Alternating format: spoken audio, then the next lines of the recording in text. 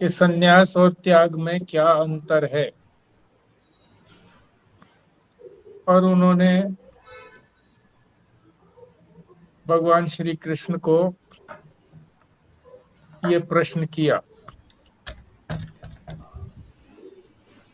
और उनको संबोधन भी दिए तीन। हे महाबाहो, यानी आप कर्म के अधिकारी हैं, कर्म के बारे में सब कुछ जानते हैं, तो कर्म छोड़ना उचित है, इसको त्याग कहते हैं या इसको संन्यास कहते हैं। इसी तरह से ऋषिकेश संबोधन किया कि जो इंद्रियों के स्वामी है, ऋषिकेश का मतलब जो इंद्रियों के ईश हैं। ऋषिक और ईश, आगे इंद्रियों से ही कर्म होते हैं। तो ये भी संबोधन दिया।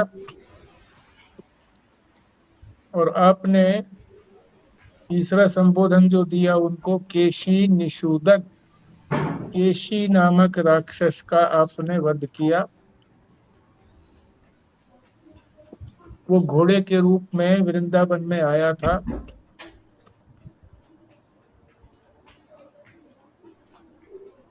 तो वेद के अंदर इंद्रियों को घोड़ा कहा है।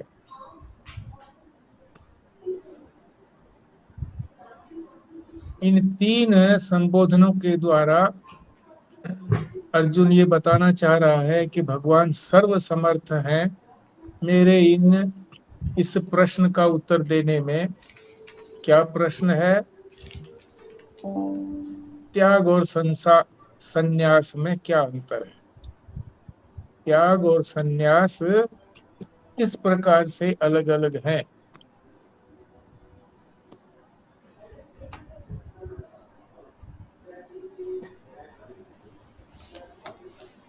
तो दूसरे श्लोक में भगवान ने अर्जुन के प्रश्न का उत्तर देना प्रारंभ किया। दूसरे श्लोक से पहले कुछ प्रस्तावना दी है, भूमिका दी है महाराज जी ने। उसमें यही समझा रहे हैं कि अर्जुन का जो प्रश्न है उसका विषय क्या है। क्या दैवी और आसुरी संपत्ति वाला प्रश्न है क्या उसका? क्योंकि 17वें अध्याय के अंदर सात्विक राजस तामस तीन प्रकार के आहार भी हुए थे। यज्ञ की भी बात की थी, दान की भी बात की थी, तप की भी बात की थी कि तीनों प्रकार के ये सारे ही भेद बताए थे कि सबके अंदर इनमें भेद होता है, सात्विक राजस और तामस। क्या वो है ये? क्या त्याग और संन्यास में भी सात्विक राजस और तामस भेद होता है?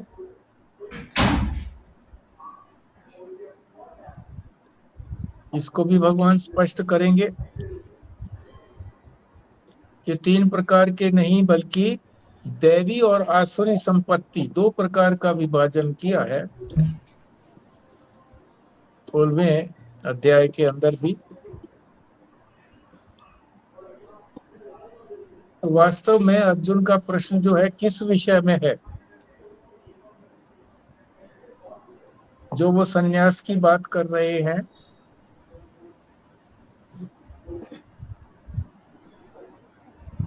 तो सन्यास दो प्रकार का बताया है। एक में कर्तापन और भोक्तापन के भाव को छोड़ देना कि मैं कुछ कर सकता ही नहीं और भोग सकता ही नहीं, क्योंकि करने वाले जो यंत्र हैं वो मेरे नहीं हैं, मैं तो उनसे अलग हूँ, आत्मा हूँ मैं तो। और इसी तरह से भोगने वाले जो यंत्र हैं, कौन? मन बुद्धि, वो भी मेरे नहीं है। तो कर्ता और भोक्तापन को छोड़ना ही संन्यास है। एक तो ये बताया। दूसरा बताया कि संन्यास दूसरा किस तरह से हो सकता है। एक शब्द आया है विविदिषु। विविदिषु का अर्थ होता है कि संन्यास प्राप्त करके, संन्यास ले करके विविदिशा करना। विविदिशा का अर्थ होता है ज्ञान की इच्छा करना, ज्ञान की प्राप्ति की इच्छा करना, उसको कहते हैं विविदिशा। और जो इसका इच्छुक होता है ज्ञान प्राप्त करने का, उसको विविदिषु कहते हैं। मगर वो संन्यास लेने के बाद ऐसा करता है। संन्यास लेने का उसका उद्देश्य भी यही है कि मैं संन्यास लेकर के परमात्मा के बारे में जानकारी करूं, विविदिशा करूं। और दूसरा जो है विद्वत संन्यास। एक जो है विद्वान हो गया है, ज्ञान हो गया है उसको, फिर संन्यास लेता है उस ज्ञान को दृढ़ करने के लिए। तो ये दो प्रकार का संन्यास भी भूमिका के अंदर महाराज जी ने बताया है। तो अर्जुन का जो प्रश्न है वास्तव में वो इन दोनों में से नहीं है कि जो कर्तापन का, भोक्तापन का भी जिसने त्याग कर दिया है, छोड़ दिया है, और ना ही वो संन्यास इसलिए लेता है कि मैं भगवान के स्वरूप को जानूं, या जिसने स्वरूप को जान करके फिर संन्यास लिया है। इनमें से कोई सा भी नहीं है। तो प्रश्न किस तरह का है? जो शास्त्र को जानते नहीं है पर श्रद्धा करके जो शास्त्रज्ञ हैं उनका अनुकरण करते हैं, वो प्रश्न, वो विषय है।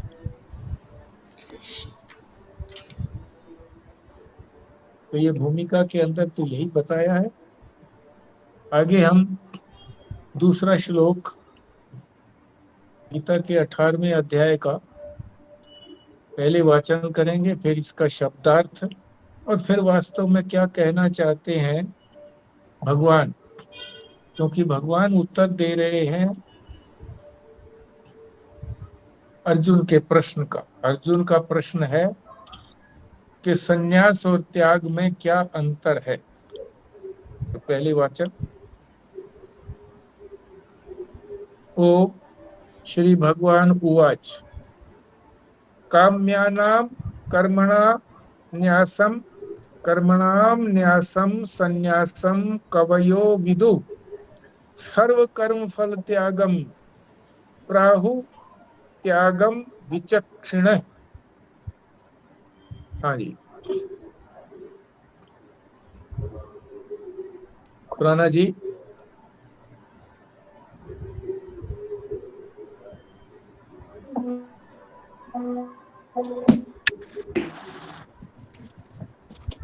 कर रहा हूं जी। काम्यानाम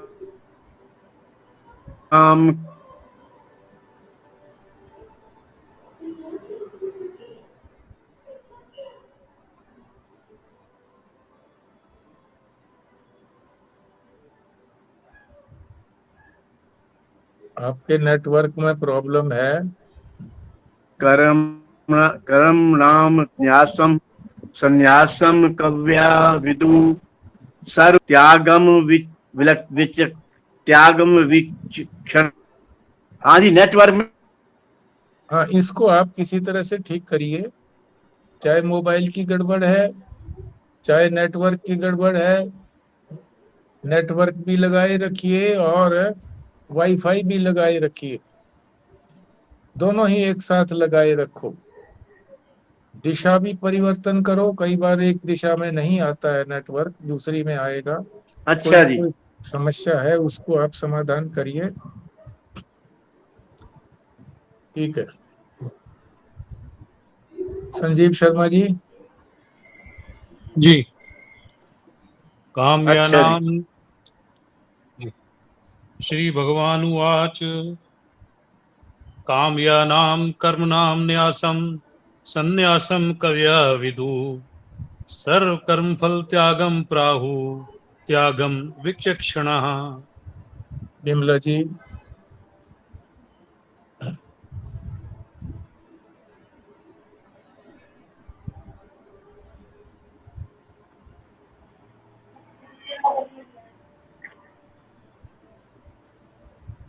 काम्यानां कर्मणां न्यासं सन्न्यासं कवयो विदुः सर्वकर्मफलत्यागं प्राहुः त्यागं विचक्षणाः।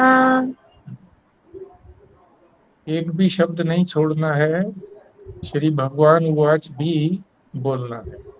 आगे चलिए। रेणु जाइए भल्ला जी। अब बंद कर दो ना, मैंने पढ़ लिया ना। भल्ला जी। जी। ओम श्री भगवान उवाच काम्यानां कर्मण्यां न्यासं सन्न्यासं कवय विदुः सर्वकर्म फल त्यागं प्राहु त्यागं विचक्षणा। पराशर जी।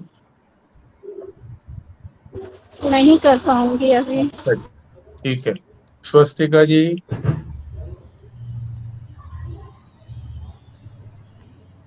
हाँ जी। ओम श्री भगवान उवाच काम्यानां कर्मणां न्यासं सन्न्यासं कवयो विदुः सर्वकर्मफलत्यागं प्राहुर्त्यागं विचक्षणः। ठीक है जी, सबका हो गया है। अर्थ समझते हैं। श्री भगवान उवाच, भगवान कहते हैं, क्या कहते हैं? काम्या नाम कर्मणाम न्यासम,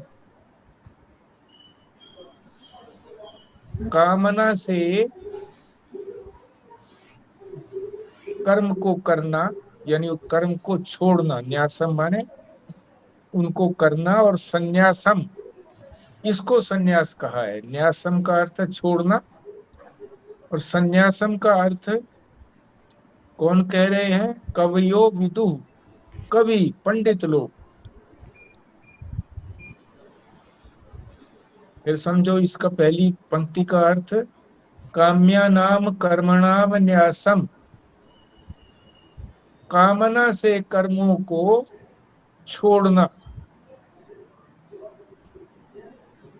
इसको कौन कहते हैं? इसको संन्यास कहते हैं। कौन कहते हैं? कवि लोग। कवि का अर्थ यहाँ पर जो अंदर की बात को जानता है, भाषा वाला कवि नहीं। पंडित है जो, विद्वान है जो। और आगे क्या कह रहे हैं दूसरी पंक्ति में? सर्व कर्म फल त्यागम, सारे ही कर्मों का फल त्याग देना, इसको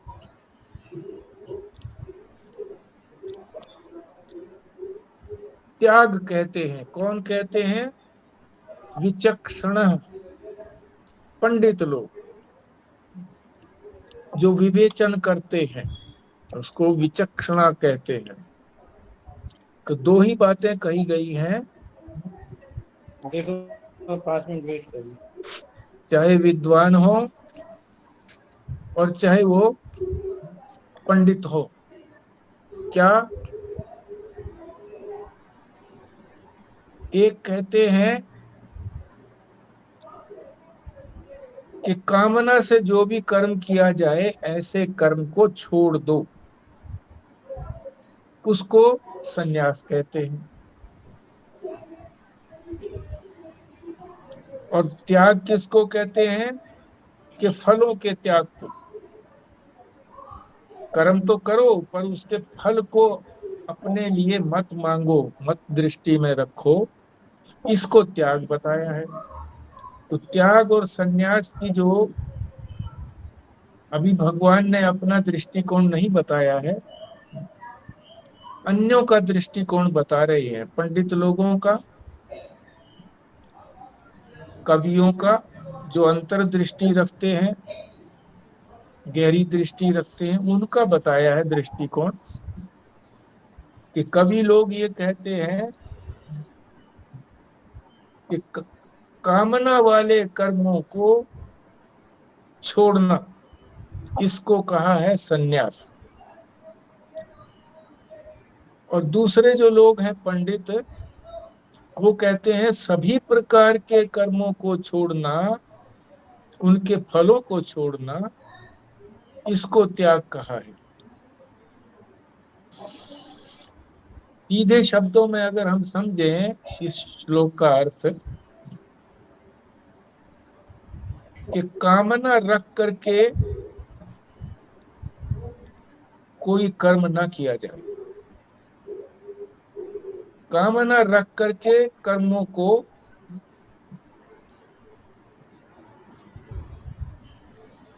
न करना, इसको सन्यास कहते हैं। और दूसरा ये है कि फल को छोड़ना, वहां कर्म की बात ही नहीं है, कर्म करो पर फल को छोड़ो। और वहां फल ही है, कामना से तो फल ही आएगा ना। जो कामना रखी हमने कि ये हमको मिले तो फल ही हो गया वो, तो कामना को छोड़ना सन्यास कहते हैं।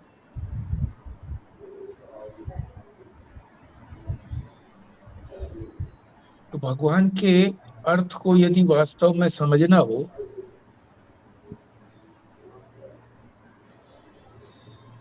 तो जो भगवान ने सर्व कर्म फल त्यागम कहा है, इसका क्या अर्थ है कि कर्म का स्वरूप से त्याग नहीं करना। कर्म तो करें, पर त्याग किसका करना है? फल का त्याग करना, फल का ही त्याग करना है। सर्व कर्म फल त्यागम,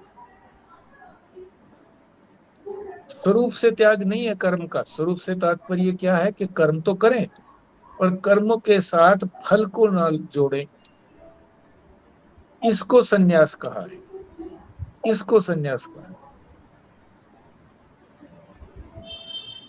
कौन कहते हैं ऐसा?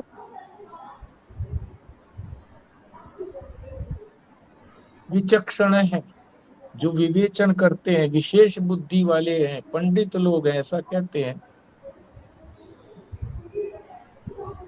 कि कर्म का स्वरूप से त्याग किया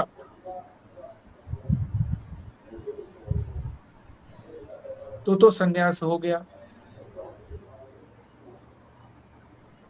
यानी कर्म किया ही नहीं बिल्कुल, तो सन्यास कहलाएगा।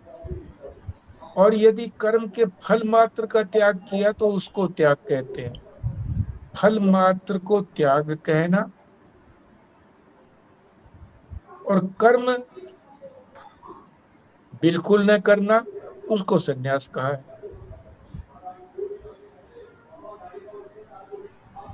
सर्व कर्म फल त्याग का क्या अर्थ है?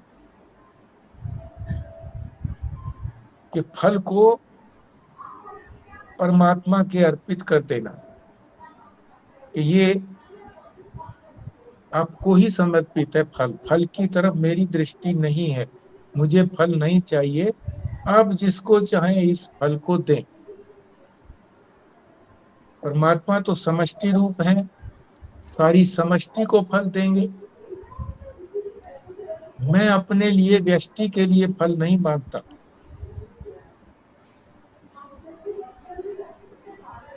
इसको त्याग कहा।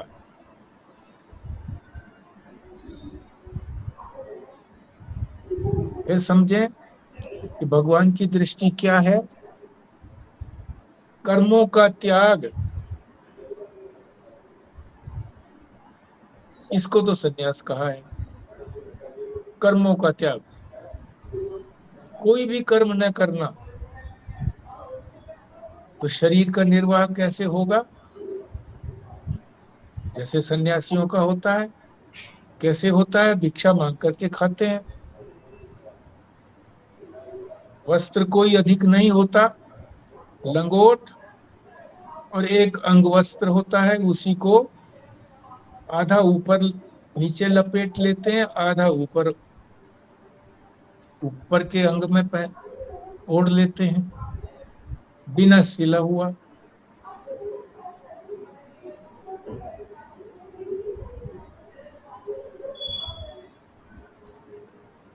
तो सारे ही कर्मों का त्याग, इसको तो कहा है सन्यास। और सन्यासियों का धर्म तो यही है कि इसी प्रकार अपना जीवन व्यतीत करें, भिक्षा मांग करके खाएं, कम से कम वस्त्र, बिना सिला हुआ वस्त्र पहने, और किसी को भी अपना घर ना माने। आश्रम भी यदि प्रारब्ध से बन गया है तो उसे ये ना समझे कि ये हमारा ही घर है, हमारा ही आश्रम है। जहां मर्जी आया वहां ठहर गए, जहां ठहर गए वहां जो सन्यासी का धर्म बताया है कि सन्यासी क्या करेगा, कि जो उसने ज्ञान प्राप्त किया है उस ज्ञान को ही दृढ़ करेगा, पक्का करेगा। तो पक्का करने का साधन क्या है? कि बार बार उसको अपने व्यवहार में उतारेगा, और कुछ बोलेगा तो वो प्रवचन के माध्यम से बोलेगा, दूसरों को ज्ञान देगा। तो दूसरों को ज्ञान भी हो जाएगा, ज्ञान का साधन हो गया दूसरों के लिए, और अपना जो है वो ज्ञान दृढ़ होगा, क्योंकि शास्त्र ही तो बोलना है, गीता ही तो बोलनी है, उपनिषद ही तो बोलना है, ब्रह्म सूत्र ही तो बोलना है। इसीलिए किसी न किसी ग्रंथ को जो वेद के अनुकूल हो, अनेक ग्रंथ हैं, किसी न किसी ग्रंथ को उठा लिया, उसी को बोलते रहे। जो इस तरह से प्रामाणिक महात्मा है, उनका सारा जीवन इसी प्रकार से बीता था। महाराज जी भी कहीं भी जाते थे, उनका नित्य नियम था कि वो प्रातः और सायं दोनों समय 1-1 घंटा प्रवचन करते थे। किसी भी विषय को, किसी भी ग्रंथ को उठा लेते, उसके आधार पर प्रवचन करते थे। सारी उम्र अंत तक उनका यही रहा। जब उनकी वाणी भी ठीक प्रकार से समझ में नहीं आती थी, तब भी बोलते थे, और जिन्होंने उनको बहुत समझा था, सुना था, वो समझ भी लेते थे।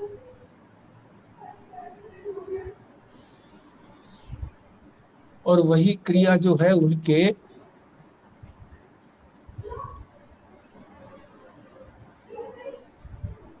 जो परम शिष्य हैं स्वामी स्वयं प्रकाश जी, उनका भी यही रूटीन है। चाहे माउंट आबू रहें और चाहे दिल्ली रहें, कोई अंतर नहीं पड़ता।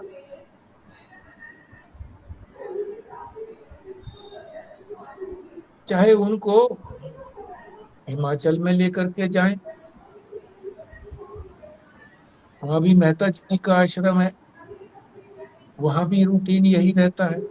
महाराज जी का भी यही रूटीन रहता था।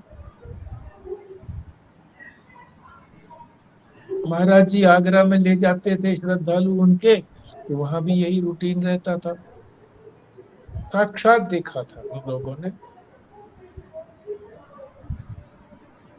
कोयल के अंदर जहां मेहता जी का कारखाना भी है, कोठियां भी हैं, वहां भी साक्षात देखा था 21 दिन तक,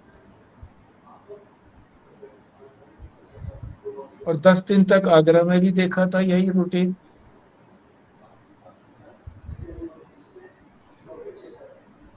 इसी तरह से स्वयं प्रकाश जी का भी देखा है।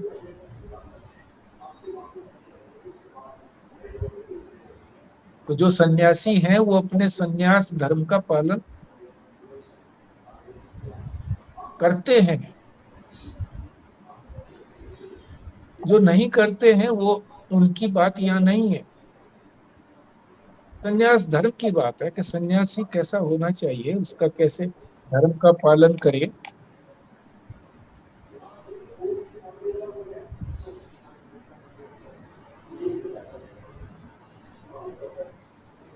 गृह लक्ष्मी का स्वागत है, खुराना जी की गृह लक्ष्मी, बहुत अच्छी बात है।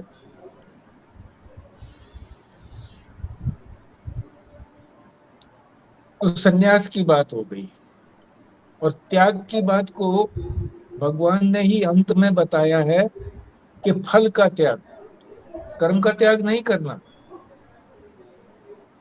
कर्म हम लोग जो भी कर्म करते हैं वो कोई ना कोई हम उसका फल सोच करके करते हैं कि इसका कोई ना कोई फल मुझे मिले। तो भगवान वहीं पर ब्रेक लगा देते हैं फल की, कि कर्म कोई भी करो तुम, कोई मनाही नहीं है। शास्त्रीय कर्म करो, लौकिक कर्म करो, अपने शरीर के लिए कर्म करो, और फल की तरफ दृष्टि मत रखो। जो कर्मी है,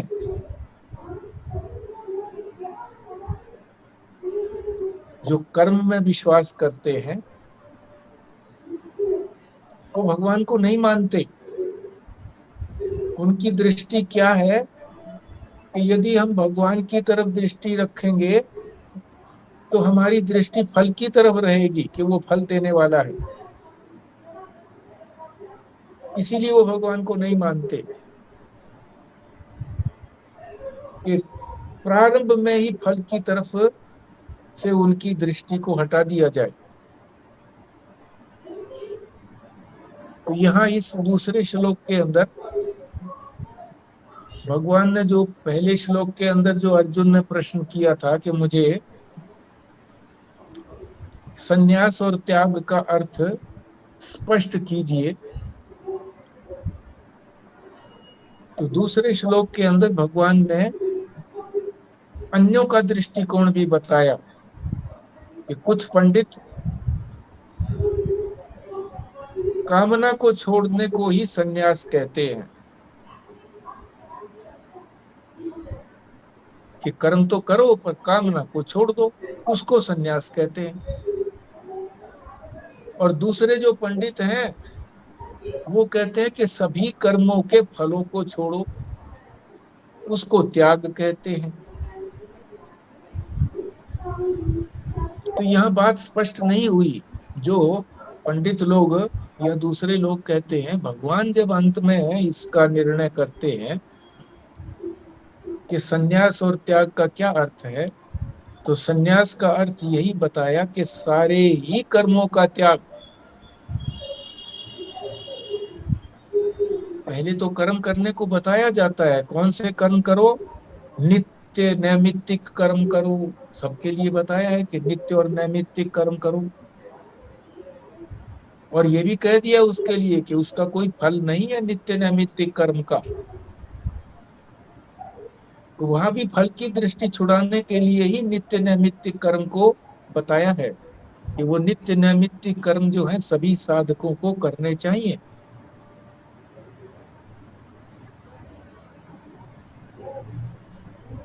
फिर ये भी कह दिया कि जब उसका फल कुछ नहीं होता है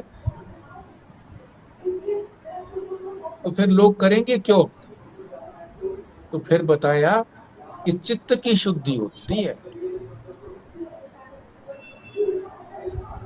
अब विद्वान कहते हैं कि चित्त की शुद्धि भी तो एक प्रकार से फल हो गया।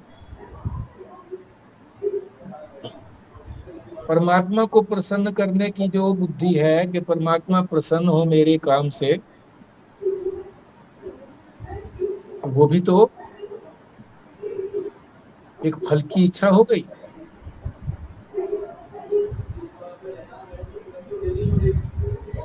तो कुछ कर्मों का विधान शास्त्र के अंदर कहा गया है कि कुछ कर्म तो करिए, क्योंकि कर्म किए बिना नहीं रह सकते। तो कौन से कर्म करें? नित्य नैमित्तिक कर्म करें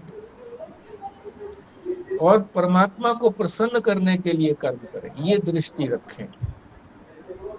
इनको कहा है मुख्य कर्म।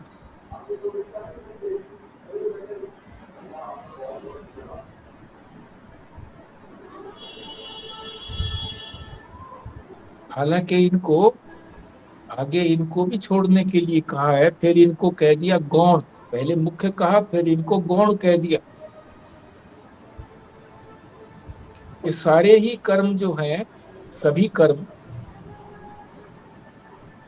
जब फल की दृष्टि नहीं रहेगी तो चित्त की शुद्धि हो जाएगी। ब्रह्मचर्य आश्रम में भी, जब ब्रह्मचर्य आश्रम में जो 25 वर्ष का होता है, जहां विद्या ग्रहण करते हैं ब्रह्मचारी रह करके और गुरु की सेवा करते हैं, ये ब्रह्मचारी आश्रम का धर्म है। क्या धर्म है? दो ही धर्म है, गुरु सेवा और शास्त्र का अध्ययन। शास्त्र के अध्ययन से वैराग्य हो गया तो सीधे संन्यास ले सकते हैं। वैराग्य नहीं हुआ तो फिर गृहस्थ आश्रम के लिए उनको स्वीकृति दी जाती है कि ठीक है, गृहस्थ को अपनाओ। वहां भी उनको नित्य नैमित्तिक तो कर्म करना ही है। और भी कई कर्म करने को कहा है वहां पर, यज्ञ करो, दान करो, तप करो। तो ये जो था गृहस्थ आश्रम का धर्म बता दिया। जब गृहस्थी से निवृत्त हुए,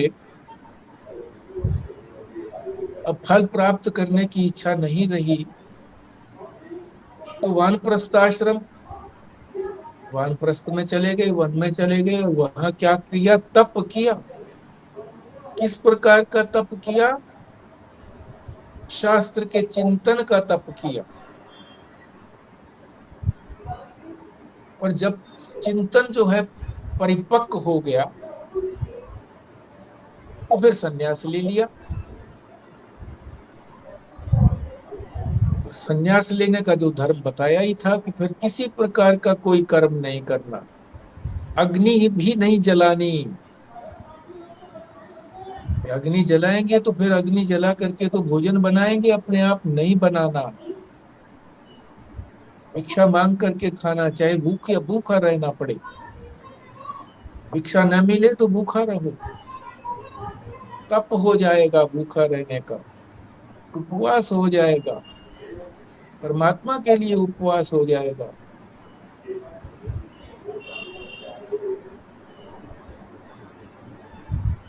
और ये भी कहा कि मान लीजिए गृहस्थ आश्रम में कोई कामना थी और उसके लिए फिर अनुष्ठान प्रारंभ किया, और अनुष्ठान करते करते बीच में कामना खत्म हो गई, तो फिर क्या करें? फिर कहा कि जो कार्य प्रारंभ किया है उसको तो पूरा करना ही चाहिए। भगवान ने जैसे जीवन दिया है, जितना जीवन भगवान ने दिया है, जितने सांस दिए हैं, उतने समय तक तो जीना ही चाहिए। बीच में आत्महत्या नहीं करना चाहिए। इसी तरह से जो अनुष्ठान प्रारंभ किया तब तो कामना थी, बाद में कामना रही नहीं, और नहीं रही तो भी पूरा तो उसको करना ही है।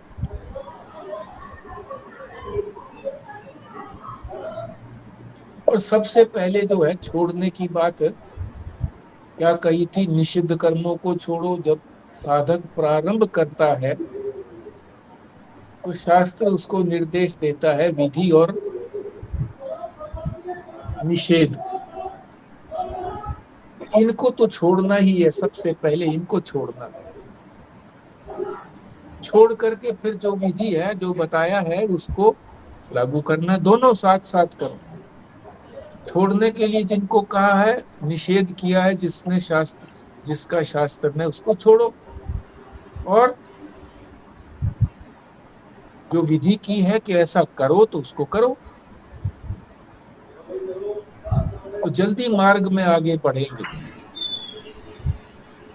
जैसे शीशी का ढक्कन खोलना हो तो ढक्कन को एक तरफ घुमाओ, शीशी को दूसरी तरफ घुमाओ।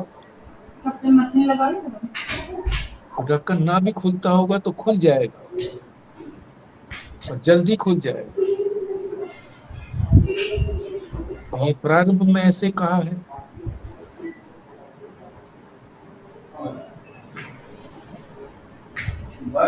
और जो हजारों की संख्या में लोग इकट्ठे होते हैं,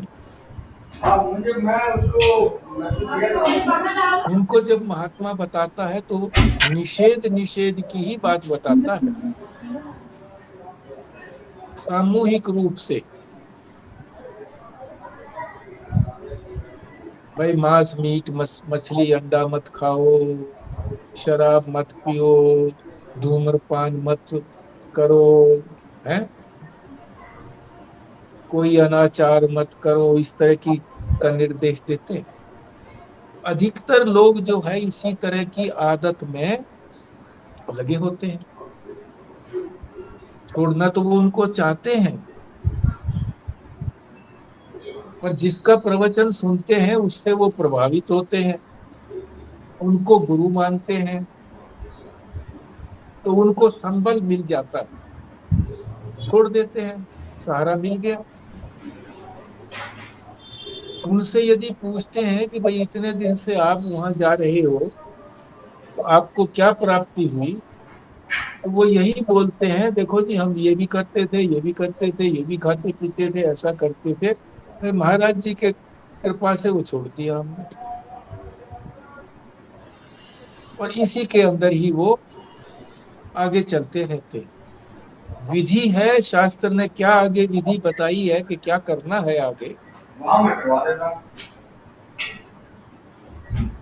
उधर दृष्टि नहीं जाती।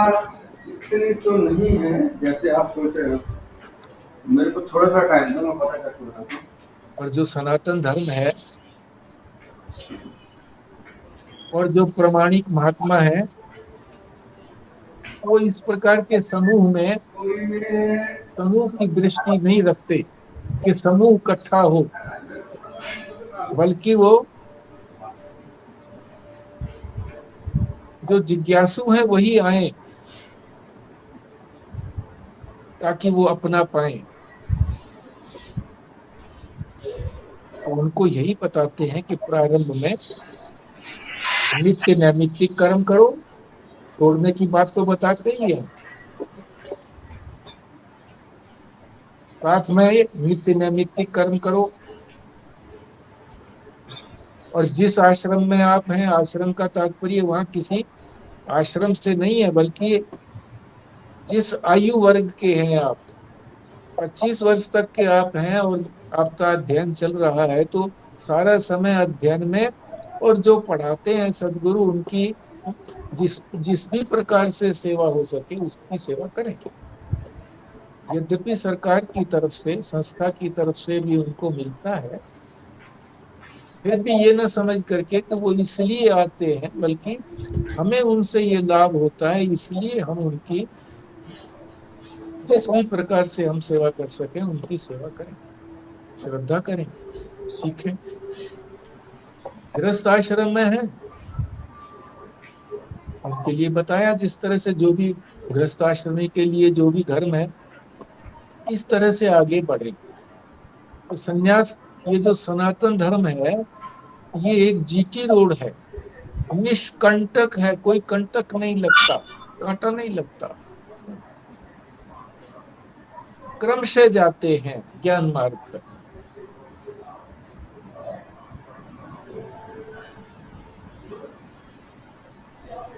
तो इस श्लोक में जो अर्जुन का प्रश्न था पहले श्लोक के अंदर, संन्यास और त्याग का, तो ये सारी बातें समझा करके अंत में भगवान निष्कर्ष देते हैं कि संन्यास किसको कहते हैं, और त्याग किसको कहते हैं?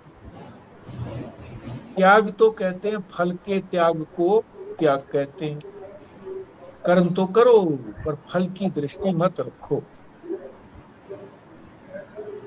परमात्मा प्रसन्न हो, अंतःकरण शुद्ध हो, चाहे इसको फल कहो मगर इसको फल न मान करके, क्योंकि हमारी कामना नहीं है ना, इस तरह की कोई कामना है नहीं, संसार के विषयों की प्राप्ति की कामना नहीं है।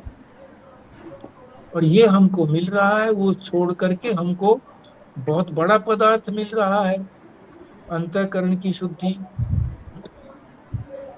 विषय के फल, विषयों को नहीं चाहा, उसको छोड़ दिया, मिला क्या हमको? बहुत बड़ी वस्तु मिल गई, अंतःकरण की शुद्धि, जिससे विवेक जागृत होगा और आगे बढ़ेंगे। तो त्याग का अर्थ बताया फल का त्याग, और संन्यास का अर्थ बताया कि सारे ही कर्मों का त्याग, कर्म मात्र का त्याग, कर्म करना ही नहीं, तो जीवन कैसे चलेगा? भिक्षा।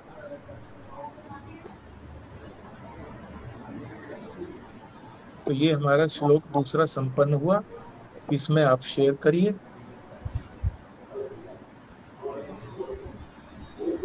ये भिक्षा मांगना भी कर्म नहीं हुआ जी? शरीर निर्वाह अर्थ है ये। भगवान ने कहा है कि भी शरीर के निर्वाह के लिए आप कर्म करिए। इसको कर्म ना कह करके, कर्म हम उसी को कहते हैं जिसमें हमारी कोई कामना होती है। शरीर को जीवित तो भगवान ही रखता है, मगर हमारे को इतनी उन्होंने सुविधा दी है कि भाई आप अन्न से ये शरीर बना है और अन्न से ही जीवित रहेगा, और जब ये जाएगा तो अन्न में ही मिलेगा। अन्न में मिलने का मतलब भूमि में जाएगा और वहां फिर अन्न पैदा होगा। तो इसलिए ये तो भिक्षा मांगना कोई फल नहीं है, कर्म भी नहीं कहेंगे इसको। कर्म में तो हमारी ये आशा रहती है कि हमें कुछ न कुछ मिले, तभी उसको कर्म कहा जाएगा। मैं करता हूँ इसलिए, ये भी मैं भाव भी होता है कर्म के अंदर ही, पर इसमें मैं भिक्षा मांगता हूँ ये नहीं है। भगवान के नाम पर भिक्षा मांगते हैं, भिक्षाम देहि, नारायण भिक्षाम देहि। नारायण बोल करके नारायण के लिए ही भिक्षा मांगी जाती है। और भिक्षा मांग करके नियम यही रहता है कि उस भिक्षा को अपना जो गुरु है उसको अर्पण करें। यदि उनके साथ रह रहे हैं तो उनके भोजन के उपरांत फिर हमको भोजन मिले तो इसे कर्म नहीं कहा जाएगा जी।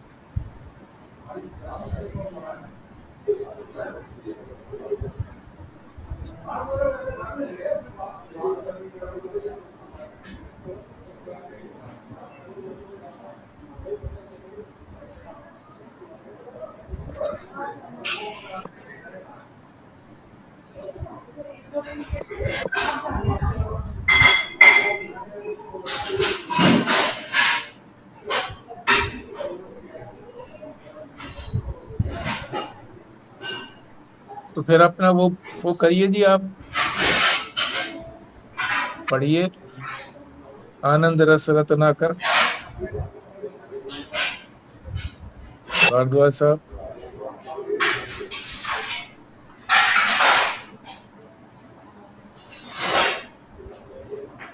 जी आज का है जी, भगवान कान के रास्ते हृदय में जाना पसंद करते हैं। बहुत अच्छी बात। कान के रास्ते में से ही भगवान जाते हैं अंदर, पसंद करते हैं, उनकी पसंद का रास्ता है ये जी।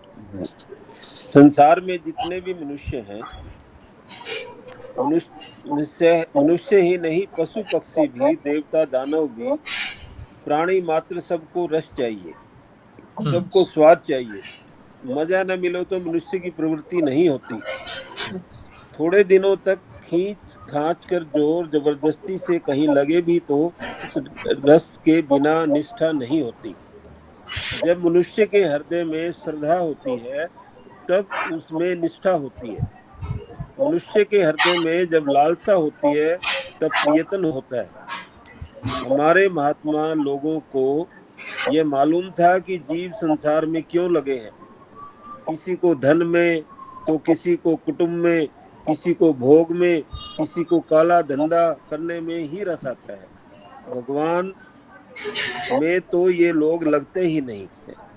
इसका मतलब यह है कि भगवत रस का आस्वादन उनको नहीं होता।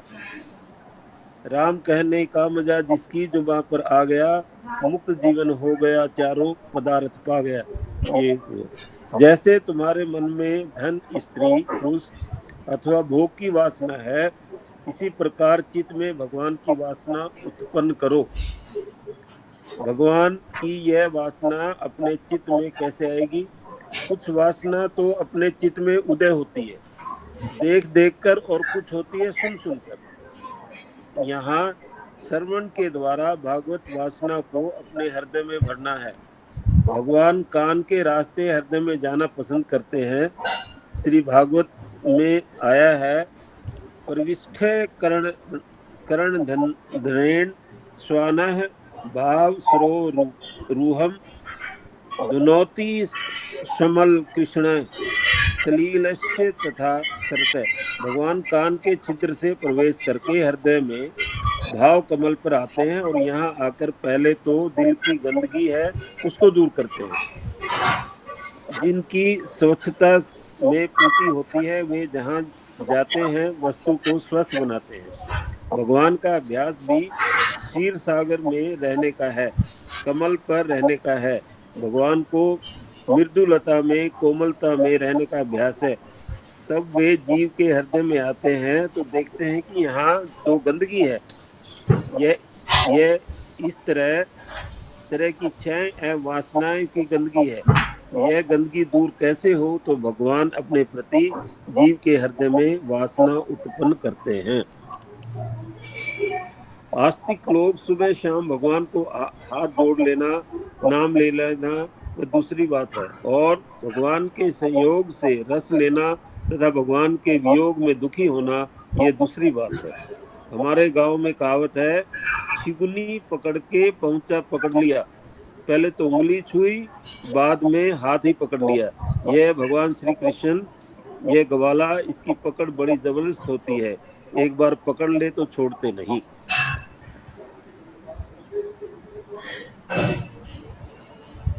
ठीक बात है। अब इसका सार बताइए। आपने सबने सुना है तो सभी जो है इसका सार 1 या 2 मिनट के अंदर, 1-2 मिनट बहुत होती है। अब बताइए क्या सार है, कैसे इस बात को अपने शब्दों में हम कैसे इसको बताएंगे। जैसे हम लोग प्रेस ही लिखते थे, समरी लिखते थे, एग्जाम में आता था कि भी समरी लिखो, इसका संक्षेप में लिखो, संदर्भ सहित लिखो, तो उसी तरह से करते। ठीक करिए, आप बताइए।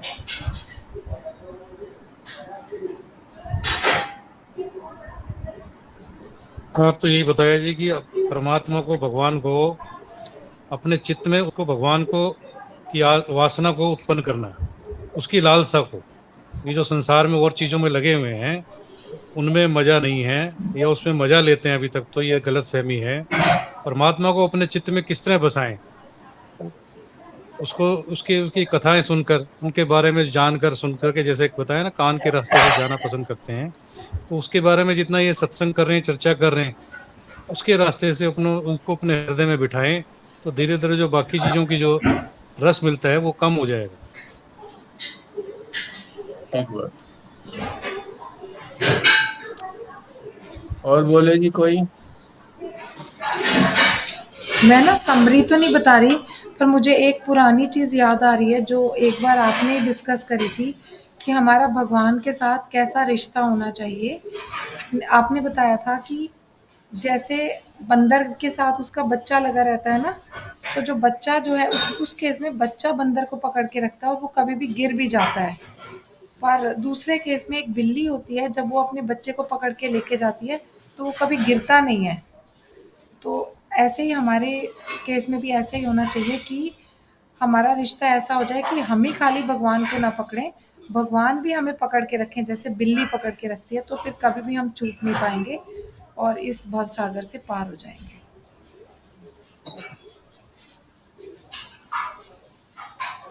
और बोले जी।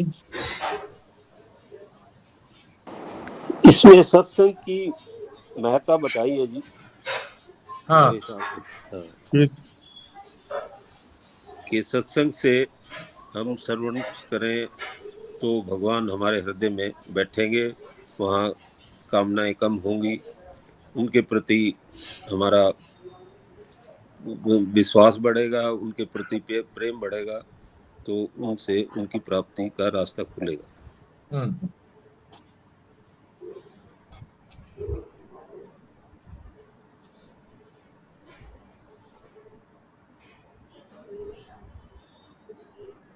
और बोले जी।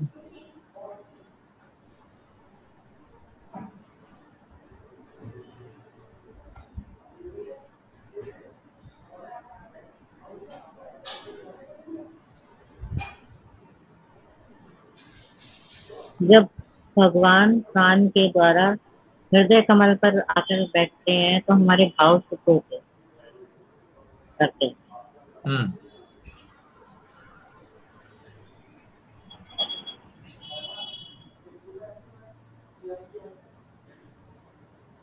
और बोले जी।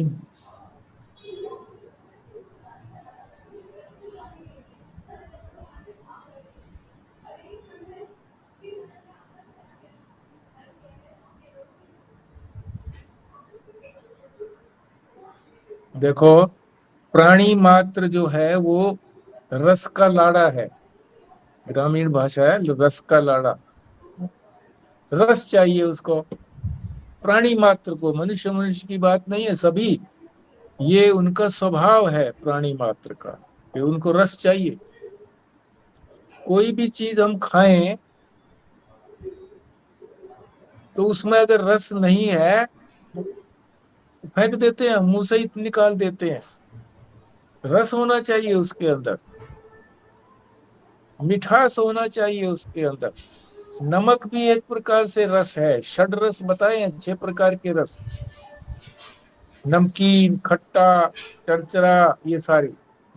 अगर 6 प्रकार में से कोई भी प्रकार ना हो तो हम खा ही नहीं सकते। ये 6 रस हैं। मक्खी भी इन 6 रसों में से कोई सा भी रस होता है तो एकदम वहां आकर के वहीं जा करके छलांग मारती है मक्खी भी। प्राणी मात्र जो है वो रस का लाड़ा है। अभी हम जो संसार में सुख देख रहे हैं वो संसार के पदार्थों में सुख देखते हैं हम। वास्तव में जो उन पदार्थों के अंदर जो रस है वो तो परमात्मा का रस है। जैसे कोई भी मिठाई है, मिठाई का मतलब मीठी चीज, तरह तरह की अनेकों 85 मिठाइयां हैं, तो उनके अंदर है क्या? चीनी है, मीठा है, शक्कर है उनके अंदर, वही तो मिठास है। अगर उनके अंदर ये मीठापन ना हो तो फिर मिठाई नहीं कहेंगे उनको। बाहर से चाहे कोई भी हो पदार्थ, मगर उनके अंदर मीठा अवश्य होना चाहिए।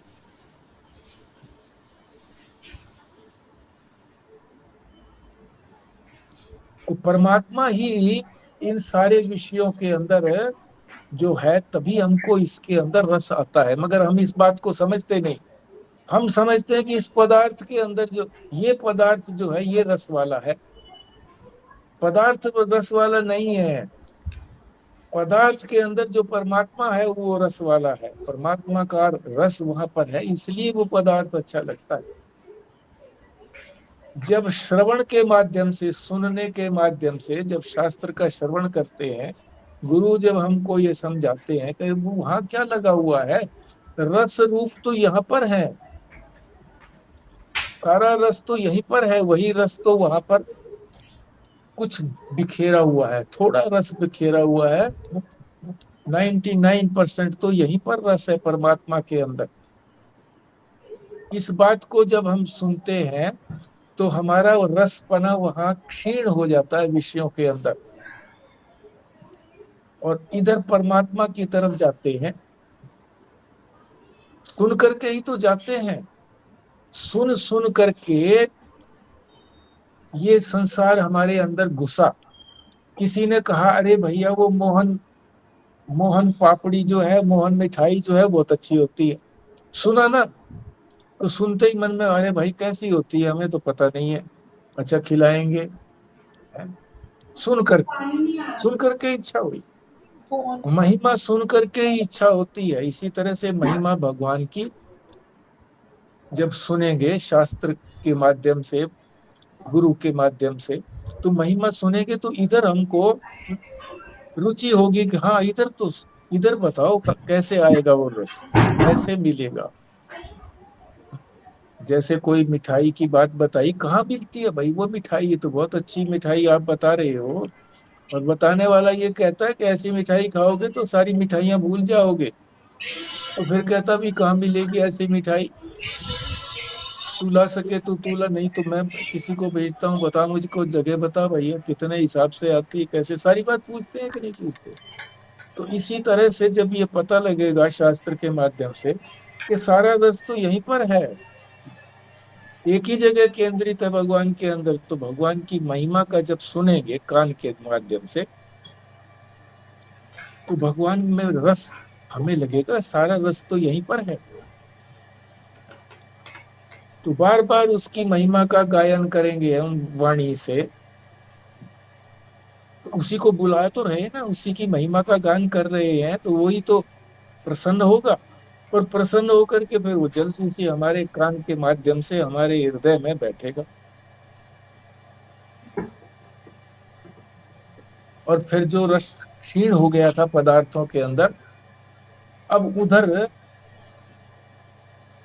देखने को भी मन नहीं होगा, इधर ही लगे रहेंगे। तो जैसे यहाँ कहा कि उंगली पकड़ करके पहुंचा पकड़ना है, तो उंगली क्या पकड़ी कि शास्त्र का श्रवण किया सत्संग के माध्यम से। तो ये एक प्रकार से उंगली पकड़ी है, इससे पता लगा, सुना तो सुनने से अंदर चली गई वो बात सारी। अब अंदर चली गई तो फिर वो उसी को प्राप्त करने के लिए फिर सुना, बार बार सुना, बार बार सुना। बार बार सुनने से जो अंदर संसार के पदार्थों की लालसा थी, इच्छा थी प्राप्त करने की, वो निकल गई। क्योंकि पानी के अंदर जो भरा हुआ गिलास है, उसके अंदर अगर हम दूसरी चीज डालते चले जाएंगे, रेत मान लीजिए डालिए या कोई और अच्छी चीज मान लीजिए डालिए, तो पानी निकल जाएगा। तो इसी तरह से जो संसार के पदार्थ हैं, वो जो रस पूर्ण लगते हैं, वो सारे निकल जाएंगे, और परमात्मा का रस ही हमारे अंदर बैठेगा, हमारे हृदय में बैठेगा। तो परमात्मा के मार्ग में हम सरपट दौड़ेंगे। जी।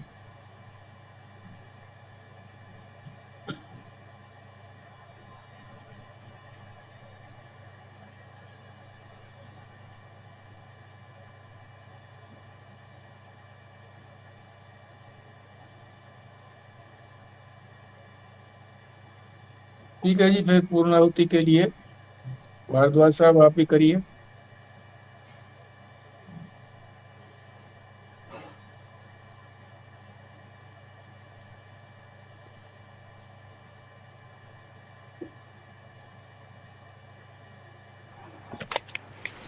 ओम पूर्णमद पूर्णमिदम पूर्णात् पूर्णमुदच्यते पूर्णास्य पूर्णमादाय पूर्णमेवावशिष्यते। ओम शांति शांति शांति। नारायण नारायण। नारायण।